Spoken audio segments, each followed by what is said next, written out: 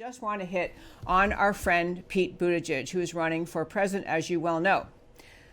Mayor Pete gave he spoke at in a class, talking to young people about the founders of our country and about the existence of slavery that was contemplated, written into our Constitution.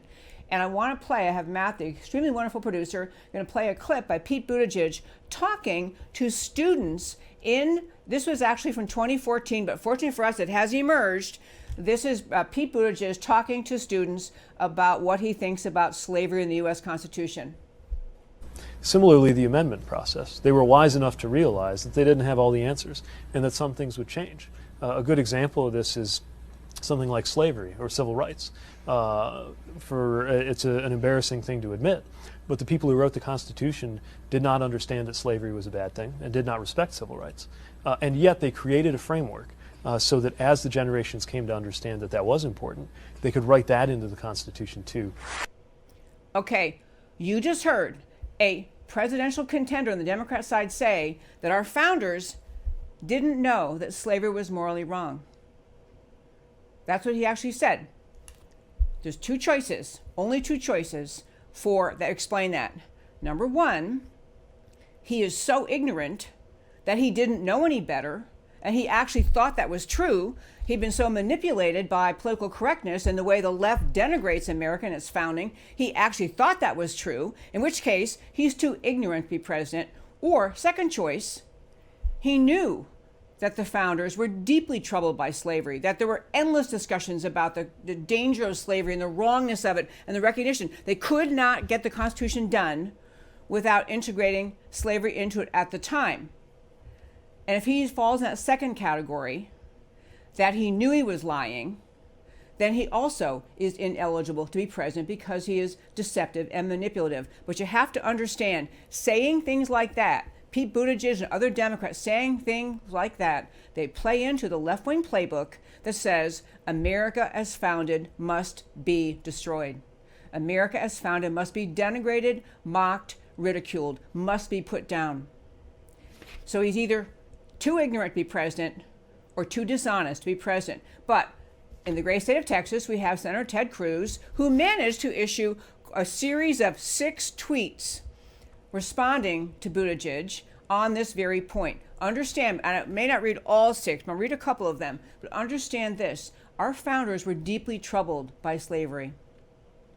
They actually recognized it was inconsistent with the very idea they were founding the country on, that all men were created equal. But to get America to be a country, to come together, to have a constitution, they had to contemplate slavery's existence. They had to write it in. And they, as Buttigieg did acknowledge, they had a process put in place at the time to amend the Constitution. And obviously, as we all know, we had the Civil War fought, 100 years later, to remove slavery, or the result of the Civil War was to remove slavery, to end slavery, to say you cannot be in our country. But Buttigieg is talking to young people, who knows how many people he's talked to, and planted that lie in their conscience, planted that thought about America, that we had founders so ignorant, so uninformed, they didn't even know slavery was wrong, so morally weak that they didn't know any better. But anyway, Ted Cruz let him have it. Got to tell you, a couple of things he put out in tweets. He kept quoting what Buttigieg said, and then Ted Cruz has. Slavery is an evil of colossal magnitude, and I am utterly averse to the admission of slavery into the Missouri territories, it being among my first wishes to see some plan adopted by which slavery in this country may be abolished by law. John Adams, founding father, second president. Freedom is not a gift bestowed upon us by other men, but a right that belongs to us by the laws of God and nature. Benjamin Franklin, founding father, abolitionist. Number 3, Ted Cruz again, and tweeting, neither my tongue nor my pen nor purse shall be wanting to promote the abolition of what to me appears so inconsistent with humanity and Christianity. Again, Benjamin Franklin, founding father, abolitionist. I'm going to close out today's show by saying this.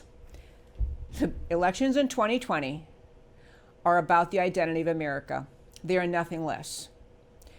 What we are talking about today with our guest, Beth Van Dyne, we talked about many other stories in the show.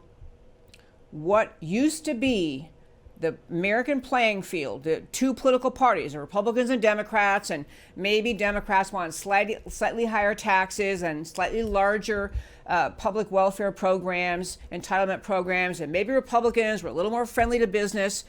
That world doesn't exist anymore. That is your grandparents' picture of America. What you have on the playing field today in America is either the radical socialist left, as evidenced by just one example, the Green New Deal. We've broken that down 100 times in the show. We've explained what's in there.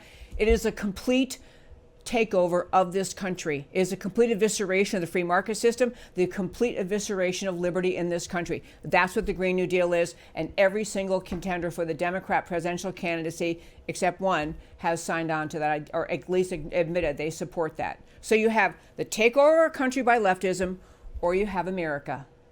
Those are the two choices. It doesn't matter if you like your candidate for Congress, whoever your senator is, if they're going to vote with the American left, they're voting to destroy America. It is that simple. And we'll talk on the show, 4 days a week, every day, Monday through Thursday, about all the issues that are on play and all the reasons to support certain issues, or the facts behind some issues. But at the core, America was founded to be an extraordinary experiment in human liberty. That's what America is, an experiment in the idea that man can live in liberty, can be self-governing. That's what America is. That we are that experiment in liberty right now. But the battle we have in 2020 is much bigger than every single race. Do enough Americans understand the unique importance of America to stand up and vote for it against this onslaught of the American left?